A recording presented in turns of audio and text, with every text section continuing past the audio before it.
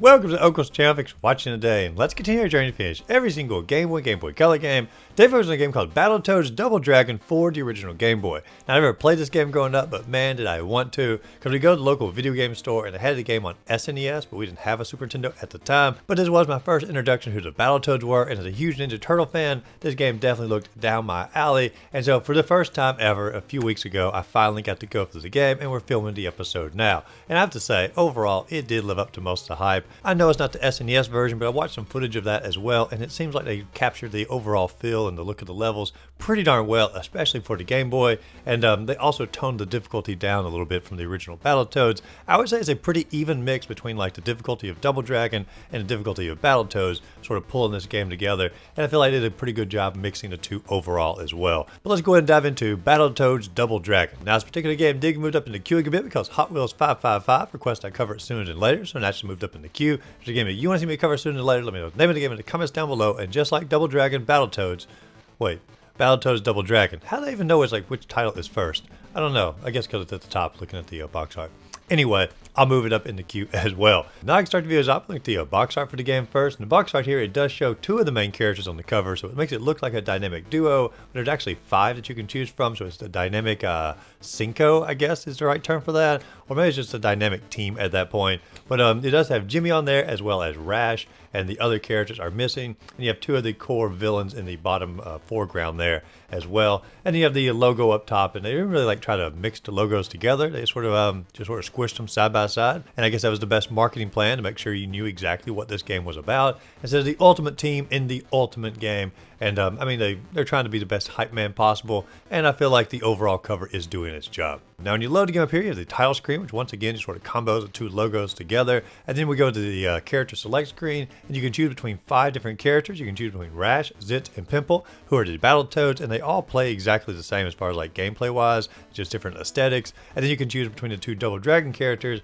Billy or Jimmy, and they also play the same as far as gameplay, just simply different aesthetics. So they're basically just simply 2 different characters you can choose from for a gameplay difference. But let's be honest, if you were a kid playing this game then or an adult playing the game now, you're going to choose a character that looks the coolest to you. And so I chose Pimple here because he just simply looks, I don't know, like the toughest or the grouch of the group, as I would say. Now, level 1 starts up here, and we basically dropped off on the spaceship, which is essentially the same intro to the first Battletoads game as well. And Abobo, a key character from Double Dragon, basically says he's going to beat us up when we jump on the spaceship. And the gameplay is very simple. B is punch, A is jump, and you can do like a little jump in the air and kick out as well. You can also link your attacks together to get more like combos out of it. It's not going to be like an overly complex game when it comes to the attacks. There's not going to be like up an attack, down an attack, and left and right an attack. None of that. It's just simply going to be linking and pushing it multiple times together, and then knowing when to back away or circle around to get the attacks in most effectively. And you can see from the combat on the screen here, it is very smooth, it's very animated,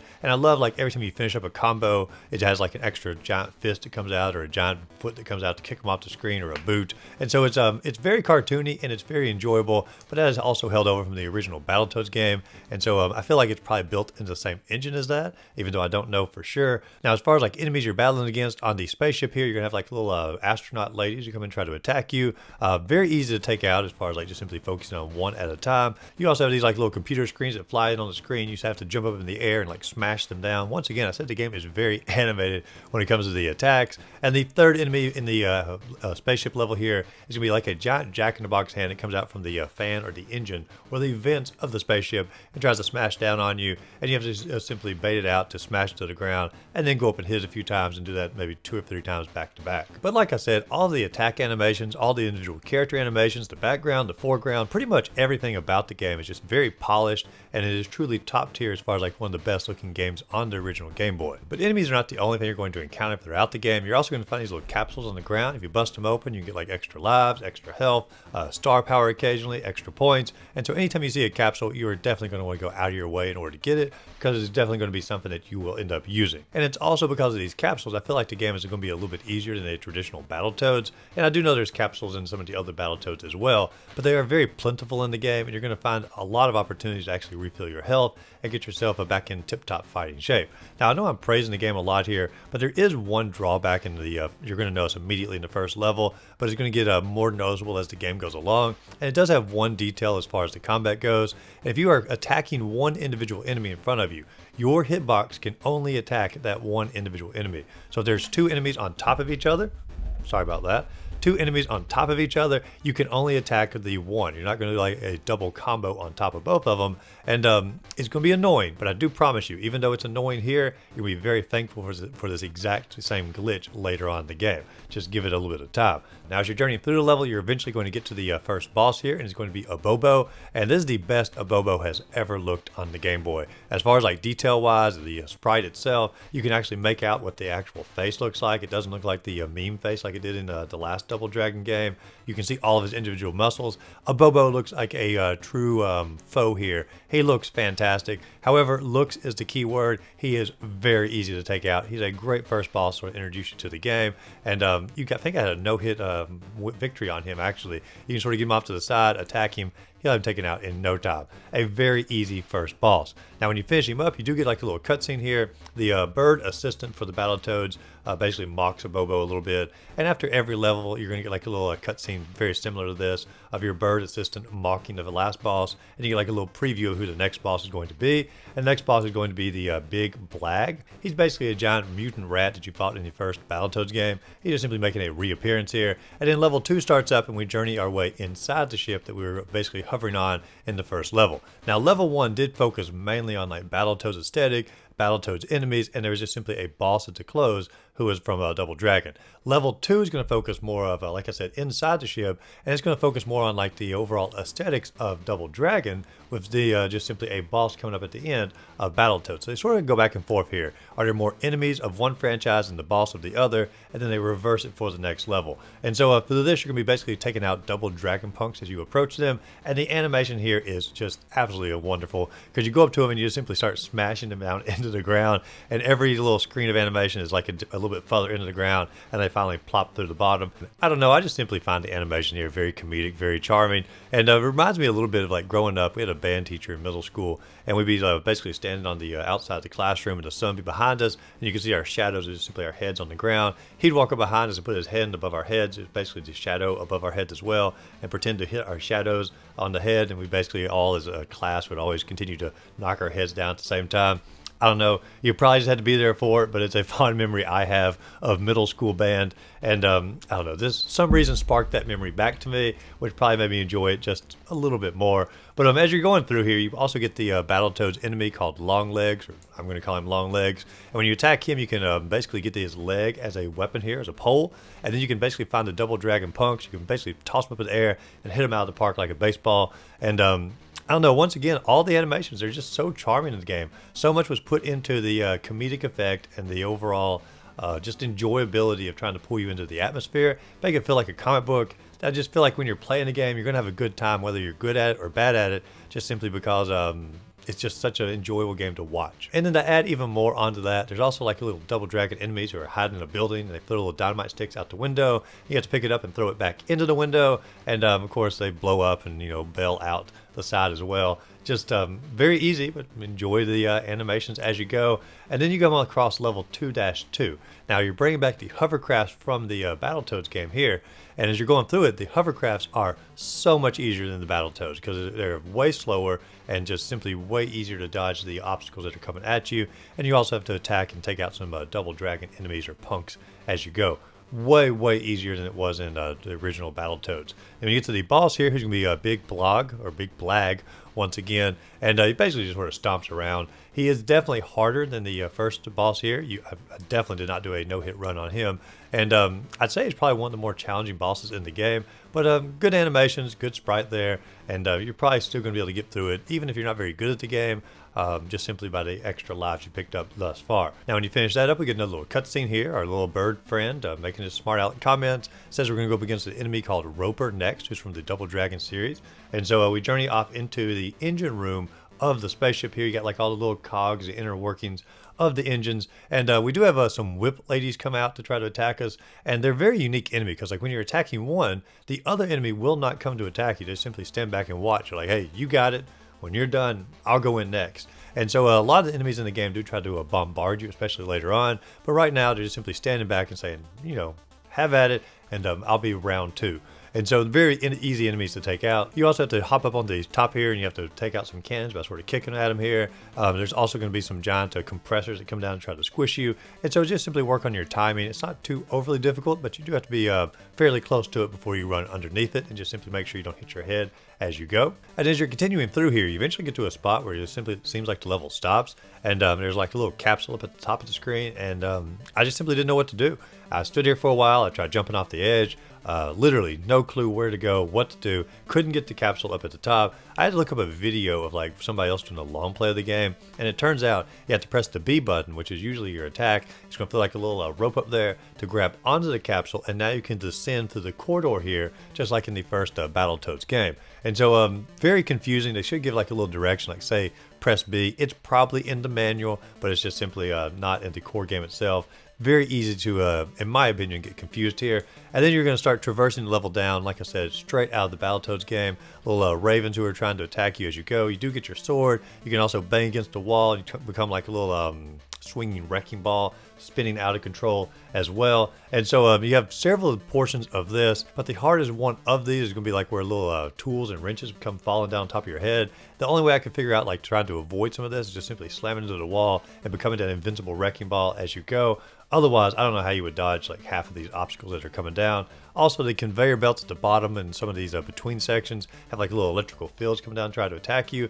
The game is getting more difficult. The first 2 levels, very easy. The game is starting to up the difficulty at least a little bit here. Still nowhere near what the original Battletoads is going to be, but we are getting a little bit higher up on it. And since most of the level was focused on Battletoads aesthetic, the boss is going to be once again Double Dragon, and we have a roper here, and he basically has a giant gun, and it appears like he's going to be pretty darn threatening, but if you just simply get him off to the far right hand side, you can sort of stun lock him or attack lock him here, and you just keep hitting away and just never let up on him, and you'll have him taken out probably first try.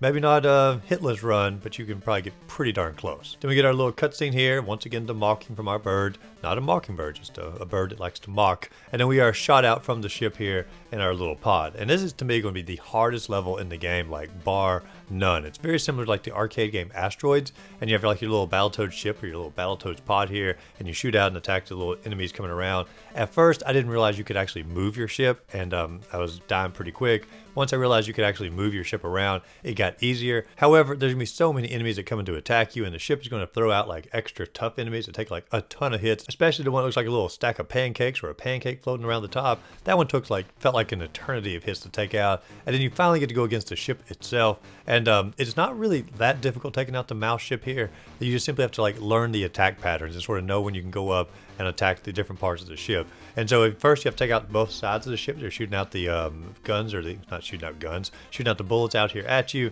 And then once all of those are taken out, there's like 3 individual stages for that. The front of the ship's going to start trying to attack you, and then like little rockets are going to come out. And for the most part, like you can predict the pattern pretty quickly. Like as far as like when it's on the side of the ship, just sort of stand off to the side, and when they stop their shooting, run there, get a couple hits in, and go back. When the rockets are coming out at you from the center, like a little loop-de-loop seems to work the best for me anyway. And so there is some strategy. It's going to take you a little while to get some of those patterns down. But once you figure it out, he is way easier than the core level itself was, at least for me. Now, once the actual ship is taken out, it does convert itself over, sort of fade away into a rocket here. And the rocket is going to be commanded by Robo Manus, who's a core leader in the Battletoads franchise, or a core enemy. And it's going to be shooting off toward our planet. So now we are riding on the rocket itself, journeying through here to try to take out the Captain Robo Manus. Now, as we're going through, there are different parts of this level. Like it sort of looks like it's rotating a little bit. I was totally expecting when I got on this, it's going to sort of conveyor me to the front, try to throw me off the rocket. It doesn't do that. It's just sort of a cool animation as you go. Once again, since the core boss is going to be a Battletoads character, the enemies are going to be Double Dragons. You have these little acrobatic punks who are going to come around, do little somersaults at you, try to attack you. You also have these giant flames that are going to come out, like almost like in Mario 3 on the airships here, to try to burn you a little bit. And when they burn you, you actually lose an entire life here. And it's pretty punishing, especially since as you're going through the level, sometimes you're going a little bit too quick, and if you're going too quick, you might accidentally run into one on the edge. Very annoying mechanic in my opinion, but if you play the level much, you sort of know what to look out for. You also have these little rats that are going to come out the doors of the spaceship here. And when the rats come out, they do tend to like to bombard you. And like I said earlier, when you're attacking them, you're only going to be attacking one sprite, even if the two sprites are on top of each other. And so even though you have like one rat stun locked, the other one can simply come up and try to attack you or start to attack you and knock you back. And so you have to sort of time your attacks a little bit and know when to jump out of danger area and sort of try to keep them separated as much as possible. Also, as you're journeying along the rocket, sometimes you have to go like into individual rooms and you're going to fight against a like mutant fox or mutant wolf. I'm not really sure like what type of mutant he is. He was on the cover of the game. Let me see. What did he look like? Maybe a mutant bull? I bet that's who was on the cover of the game, because on the cover of the game there's a mutant bull, and it's the only thing that would match up toward that. So you're going to fight maybe 4 or 5 of those as you go, and the level does seem to repeat. You sort of go through the top part, fight off some acrobat punks from Double Dragon, fires come out, journey down, fight off some rats from Battletoads, journey into a building, or journey into a room here, fight off the mutant bull, and then repeat that all over and over, maybe 4 or 5 times until you finally get to the ultimate boss, who's going to be Robo-Manus, and when you get to him, he's like in his little pulpit? Pulpit's not the right word. That's where a preacher goes to do his sermon. Cockpit. He's in his cockpit here. He'll jump out and begin to attack you from here. Now, Robo-Manus is a fairly menacing enemy. The hardest part here is just simply timing when you're going to be able to jump in there and attack him. Because even though like you would dodge all his projectiles, you jump in there, but if you jump at the wrong time, his little head is rotating around. If you touch his head, you also get hit. A fairly tough enemy, probably the toughest thus far inside the game, which matches up. I mean, we're getting closer and closer toward the end here, but still, I don't think he's anywhere near as hard as any of the bosses in the original Battletoads. But after we defeat him, we have a little cutscene of us landing the rocket safely on a rooftop, so it's not going to blow up the planet like we expected. And then we're going to have to basically track down the Iron Knight inside the city.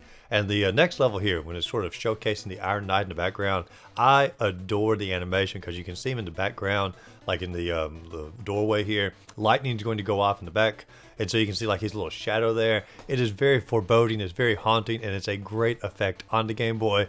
And as you're journeying through the level, taking out all these Double Dragon punks and whatnot, you always see him like in the background, the little lightning behind him. It's just simply a great thing to add to the overall tone. And even when you get like to the end here, like when you're getting ready to fight him, you actually get to see him journey from the background where the doorway was, and he journeys up like 3 separate layers in the background, getting closer and closer to you. It's just a really great hype for the enemy itself. And when you're fighting against the Iron Knight here, he is not too bad as far as like getting him stunned a little bit, but when he gets ready to go into like a little spin mode here, for like little blades on his outfit, you have to hop up and grab onto a lampshade up above, or the light up above, wait for him to sort of calm down a little bit, then drop down, get a few more hits. But even with this, it's not a guaranteed strategy. I still took a few hits, even though I felt like I was doing it the correct way. So he is definitely one of the tougher bosses, but at the same time, I feel like he has the most charm of any of them as far as like the animations go. And then level 7, we're journeying into the Queen's lair itself, and it's weird because they're like the Queen's images carved into the background like hieroglyphics and whatnot. And you're like, what is the story, the ancient history of the evil queen here?